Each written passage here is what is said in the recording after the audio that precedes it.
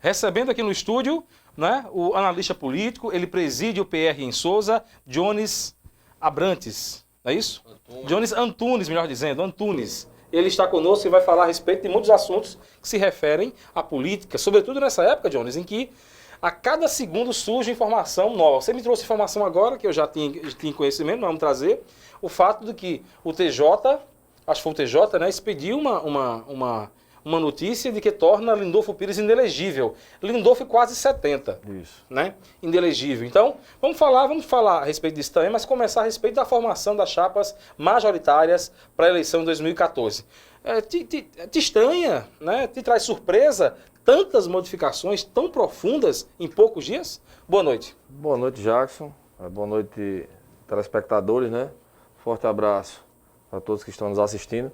Na realidade, o que está acontecendo, esse cenário político hoje que se está montando, nada mais é de favas contadas, né? De uma involução, né? De uma involução da política.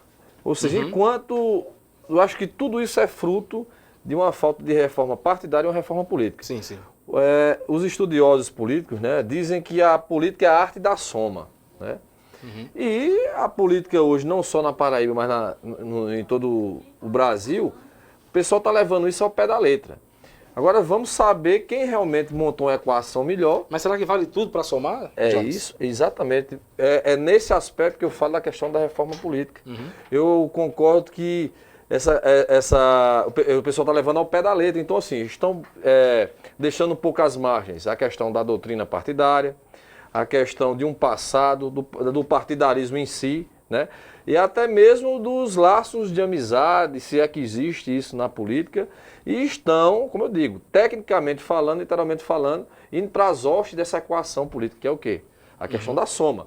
Cabe agora ao povo dar resposta, quem soube equacionar melhor essa expressão numérica, né? Vamos analisar agora chapa por chapa. São três, são duas, tá, essa mudança, mas vamos falar a respeito da do PMDB, que houve uma mudança crucial. Veneziano era candidato, passou a não ser mais, hoje quem é Vitalzinho. Há quem diga ainda que o PMDB não vai ter chapa, há quem diga que nos fins de semana o PMDB vai apoiar ou o PSDB de Cássio Cunha Lima ou o PSB de Ricardo Coutinho. Como é que você analisa? PMDB vai, na sua opinião, manter a chapa majoritária ou vai migrar para o PSDB ou o PSB? Olha, um aspecto importante da gente analisar essa questão PMDBista é o palanque da presidente Dilma Rousseff, né? O PT paraibano tomou, na minha ótica, uma decisão precipitada, né? Sem consulta da Nacional, e ocasionou um constrangimento para o partido enorme, porque o vice-presidente, candidato da chapa da presidenta, pertence ao PMDB.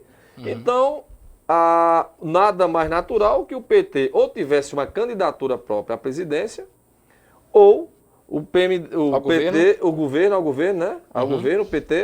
ou então apoiar o candidato do PMDB para que a presidenta tivesse um suporte no Estado. Seria o natural, né? Com essa ida, entre aspas, do PT paraibano para as hostes, para os braços do PSB de Ricardo Coutinho, que vale enfatizar, ele já disse que o palanque dele é de Eduardo Campos.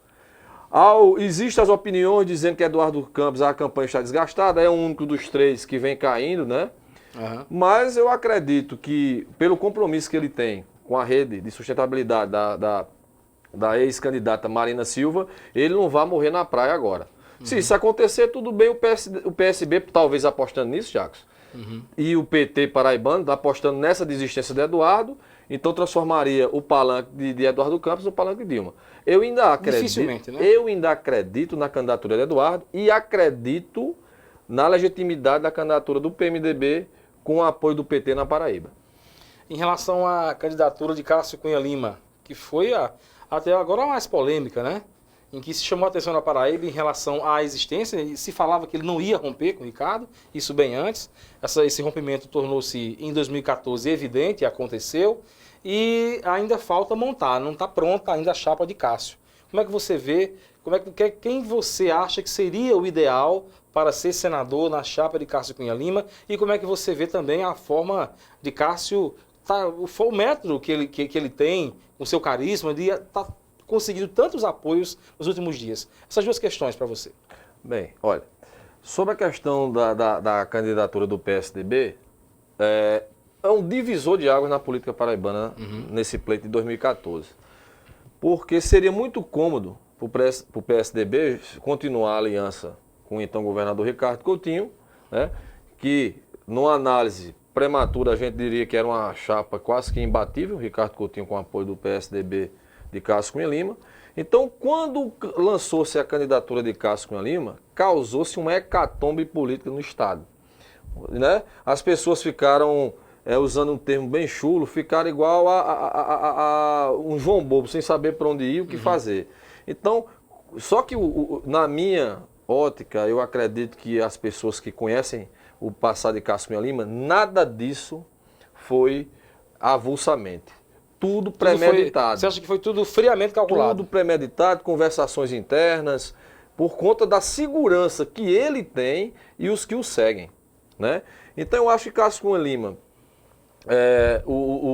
a espada dele que ele ostenta, ele diz que é um grito de liberdade, né? E de abertura de diálogo com a população da Paraíba, lançou-se candidato. Até porque o que Cássio diz, e muitos dizem também, é que para Ricardo falta diálogo.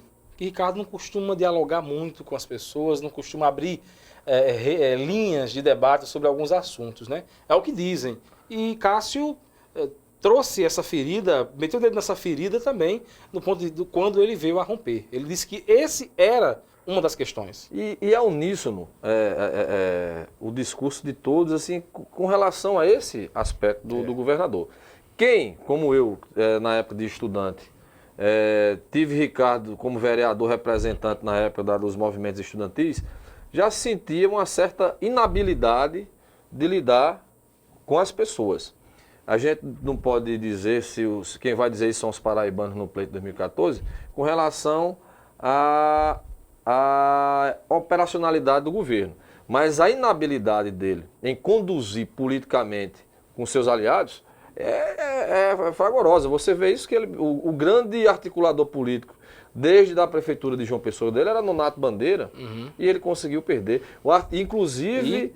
perdeu como amigo e ganhou como inimigo político, né? Exato. Porque Nonato Bandeira fala cobras e lagartos de Ricardo Coutinho onde vai. Então, por isso que eu digo que pela experiência do ex-governador e pré-candidato a governador, o senador Cássio Cunha Lima, ele é um estudioso dos movimentos políticos, ele tem, ao contrário, o perfil dele é de agregar.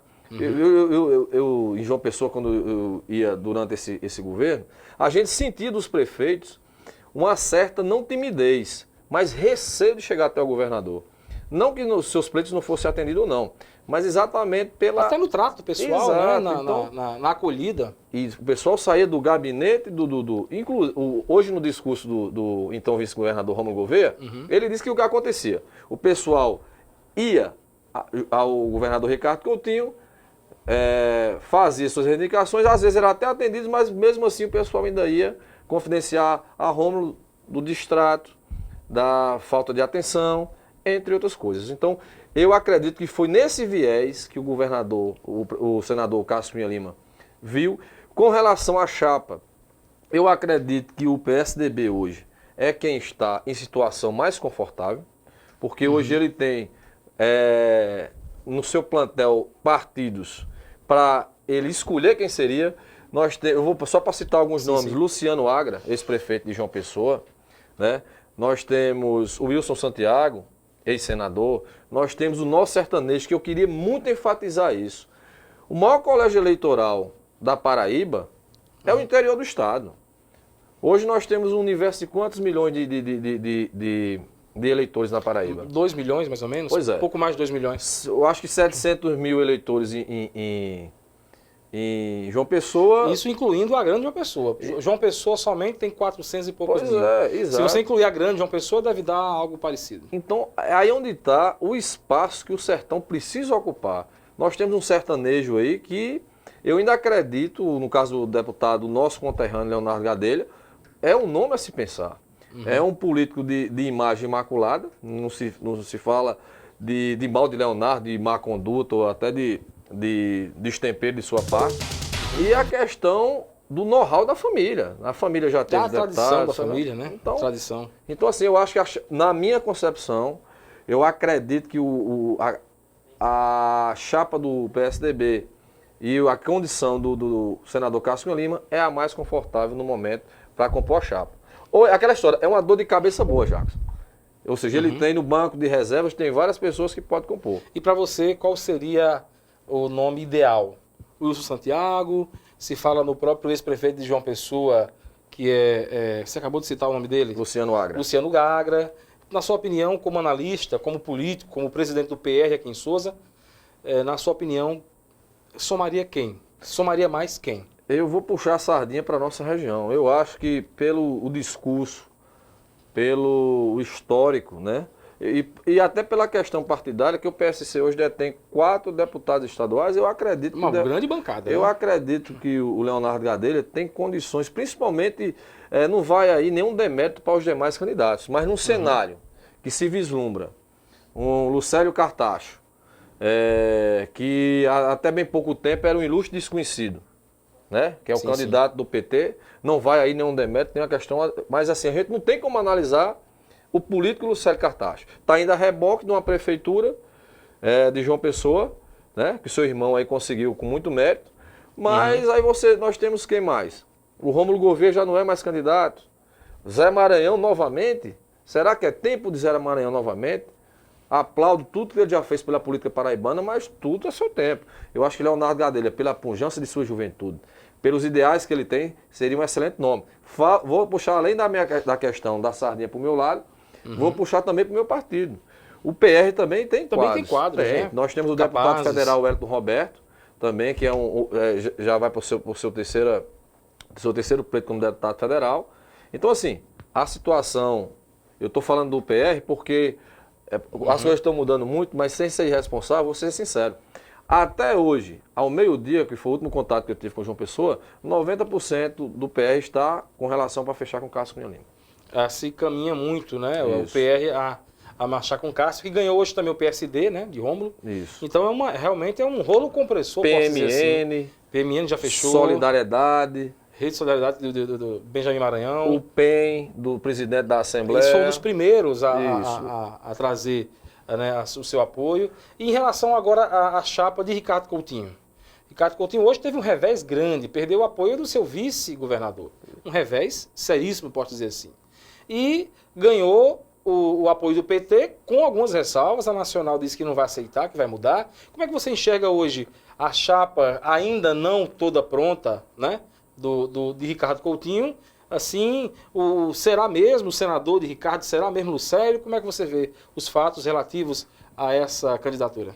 Eu acho que a chapa, que era para ser o contrário, que era para todo mundo marchar, né, para o governador do estado, devido à força, né, da máquina em si. Você recorda, você não é também tão novo assim, mas você lembra que quem tinha a máquina na mão era como se fosse, eu vou dizer, plagiar o nosso amigo popular Dário Formiga. Governo é governo, né? Quem tinha a máquina na mão já tinha uma grande vantagem, né? Então, já partia com vantagem. A gente volta, Jacques, para aquele princípio que nós aqui no início comentávamos, da inabilidade do governador em compor a sua chapa. Para mim, ele disse, olha, tem um apoio do PT. Que apoio do PT? Mas, sim, você questiona, mas eu já vou adentrando ao papo. Tem a Prefeitura de João Pessoa. Interessante. Até bem pouco tempo, eram desafetos públicos. Sim. Inclusive está rolando aí na rede social um vídeo recente, agora não tem nem 2 anos, em que Ricardo, rapaz, pega Luciano Cartacho e malha, sabe? Assim, como Judas mesmo. E agora você vê que estão juntos. Mas prossiga com o seu comentário. Olha, eu não sou contra alianças, né? Você vê desafetos, pronto, no caso aqui em Souza, que eram adversários políticos, mas jamais inimigos. Cássio Cunha Lima, André Gadelha, Vericinho em Pombal, O próprio Manuel Júnior, que já declarou, e o Trócolo Júnior do PMDB, que declararam simpatia à candidatura de Cássio Cunha Lima. Agora, a amabilidade dessa chapa, eu acho que realmente é um jogo de interesse. O PT de Lucélio Cartacho precisa de uma força adicional, porque ele é totalmente desconhecido na Paraíba. Ele é conhecido como o irmão do prefeito de João Pessoa. Então ele precisa de um padrinho. E esse padrinho seria o governador do estado, que com a força da máquina ia migrar alguma coisa, filtrar. Mas eu lhe pergunto dos militantes, do dia a dia, quem acompanha a prefeitura de João Pessoa, esse apoio do PT, eu estive conversando com petistas históricos, né, que lembram do que o Ricardo Coutinho vem fazendo ao longo da sua trajetória política. Ele era petista, deixou o PT para ser do PMDB, aliado do PMDB, agora, na eleição passada colocou tudo isso a reboque para poder fechar com o PSDB, que é um partido de direita. Então, assim, eu não creio nessa aliança. A chapa, quem decide vai ser a nacional. A presidenta precisa de palanque, Jackson. Então, se houver essa aliança, eu acredito que não vai ser uma aliança, vai ser uma junção, porque o governador, eu lhe pergunto, com a vinda de Rômulo Gouveia, quem seria o substituto do Senado se o PT for obrigado a retirá-lo?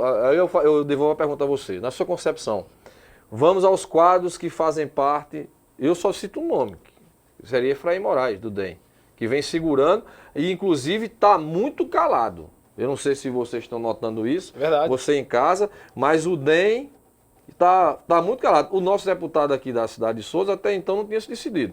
Foi obrigado o prefeito a tomar uma decisão para poder o ex-prefeito e o deputado tomar. Então eu estou achando que o DEM está muito calado. Pode se achar preterido também, se essa aliança fechar. Eu não sou nenhuma mãe de Ná, mas eu creio que o DEM também não fica com o PSB. A situação é essa. A situação é que o DEM, na verdade, tem uma divisão grande internamente. São alguns deputados que querem ficar com Cássio, outros com Ricardo, e a presidência, Efraim, realmente está quieto, está calado. Mas já concluindo aqui o nosso papo, conversando com ele que é Jones Oliveira, ou Jones Antunes, que é com certeza um grande presidente do PR aqui em Souza, tem feito muito pelo partido, tem crescido muito o partido, a exemplo que recebe quase sempre novos filiados, como é o caso do nosso músico Ivan Rosendo, que faz parte dos quatro, está nos vendo. Ivan e a esposa Solange estão vendo, estão mandando um abraço para você. E a eles mandam um abraço também. É um partido que cresce muito em Souza. É um partido que eu acho que para as próximas eleições pode participar, né, Jones, de uma forma muito mais intensa, até pela importância que ele ganha com a chegada de tantos filiados. Já finalizando o papo, eu queria que você dissesse no momento atual. É claro que tudo muda muito rápido, é muito dinâmico. Mas hoje, na sua opinião, a nível de Souza, quem mais ganhou com essas mudanças? Quem foi uma pessoa que se aponta que mais ganhou politicamente com essas mudanças e quem mais perdeu, na sua opinião? Primeiro eu queria pedir licença a você para mandar um abraço para o meu amigo pessoal Ivan Rosendo, Solange, minha amiga também. Vou mandar para meu amigo Nelimar, esposo de Betinha, que também está nos assistindo. Abraço para ele. Né? Vitória, filha deles, que sempre assiste a gente, sempre prestigia.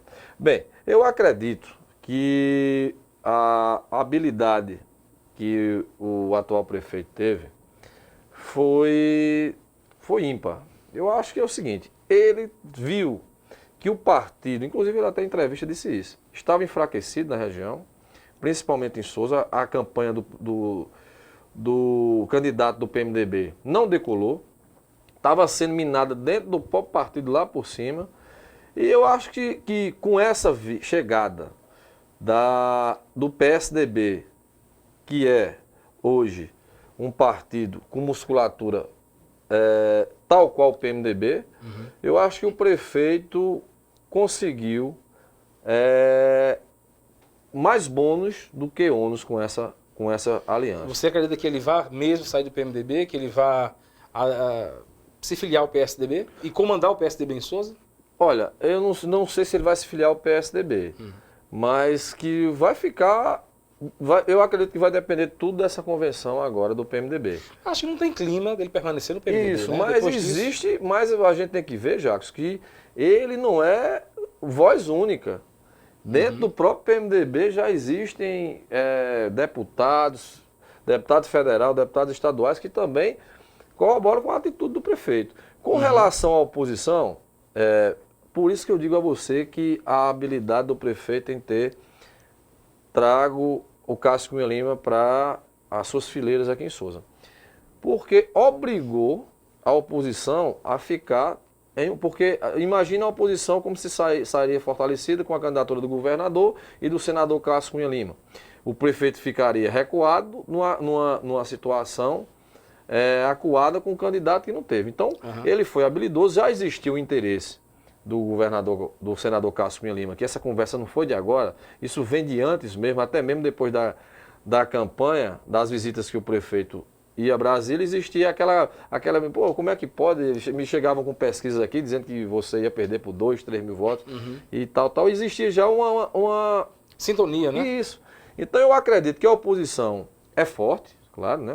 A gente não pode negar, porque Souza é uma cidade política, né? Então, mas nesse cenário, que a oposição poderia ter se saído mais fortalecida, ele obrigou, ou seja, aquela parte que ficaria acuada, quem ficou foi a oposição. Não tem. Hoje, para você ter uma ideia, foi uma jogada tão interessante que se você me perguntar quem é o candidato a deputado federal da oposição, se você me puder responder, eu não sei. Era essa hora que eu acho que pronto, a gente torce para que o Lindolfo seja candidato. Porque é um representante da região, é interessante que a gente tenha esse representante, além do que nós temos o Dr. Renato, entre outros, mas na impossibilidade do Lindolfo, de acordo do que acontecer com relação àquela manchete que você deu, sim, sim, seria a hora do prefeito, o ex-prefeito Fábio Taironi, colocar o nome à prova. O Lindolfo não fez a mesma coisa na eleição passada, o Fábio desistiu, se mostrou impossibilitado, e o Lindolfo foi para a guerra. Então eu acredito que aí vai a questão jurídica, vão para os advogados. Ele vai recorrer. Se a impossibilidade do Lindolfo, chegou a hora da gente contar os votos do ex-prefeito Fábio Taironi. Você traz um ponto de vista interessante. Em caso de realmente a indisponibilidade de Lindolfo Pires se candidatar a deputado estadual, como uma notícia que saiu agora há pouco a respeito da justiça, que pode impedir, né? Claro que ainda ele vai poder recorrer, mas a priori traz um certo risco. Você acha que seria a hora de Fábio Taironi se apresentar para... Mas será que ele tem legenda? Porque ele é do PSDB. Será que tem legenda para isso? Realmente... Porque a legenda não vai deixar. Acho difícil, verdade. difícil. É verdade, eu não tinha pensado nesse aspecto, porque ele é filiado ao PSDB. De Cássio Cunha Lima. Mas o que importaria era que fosse alguém de Souza. É interessante que Souza tenha tem condições para isso, de ter 2 representantes no Estado, se mostram aí candidatos, pretendentes candidatos, o pré-candidato a deputado estadual, Renato Gadelha, que é um excelente nome, serviço prestado, e o Lindolfo Pires, que não adianta falar, porque a própria Souza já deu 4 mandatos ou 5 mandatos a ele. Exatamente, né? acho que está no 5º mandato. Aí eu posso fazer, eu sei que a gente está finalizando. Pode sim. Mas eu queria fazer uma pergunta ao pessoal de casa e a você, Jacques. Isso é uma coisa que eu vinha pensando agora. Na condição, claro que isso são ilações, né? Sim, sim. A gente está trabalhando no num plano campo hipotético. da suposição. Leonardo Gadelha, candidato a senador. Aí eu pergunto, quem seria o nosso deputado federal? Aí já abre uma vaga, abre uma possibilidade para que... Eu acho que tem nomes. Souza tem muitos nomes que podem sim ser candidato. Mas você acha que é mesmo possível que Leonardo seja o candidato a vice ou a senador da chapa de Cássio Cunha Lima? Você crê mesmo nessa possibilidade? Olha, Jacques, eu converso muito com jornalistas lá de João Pessoa, com o pessoal de partido, e o nome de Leonardo um nome, como disse, não tem rejeição. Né? Agora, a gente sabe que para se compor uma chapa majoritária, existem N motivos. E olha que Rômulo Gouveia voltou para as hostes de Cássio, ele vai querer o espaço dele. Não, mas eu conversei hoje com o Arnaldo, que é um dos seguidores de Rômulo Gouveia, e Rômulo vem para ser candidato a deputado federal. E uma observação importante, ora, ele estava segurando a peteca lá com o Ricardo até o momento, porque ele era o senador de Ricardo. Então você daria um salto. Para ser deputado federal, ele voltou à origem dele. E Eva? E a esposa?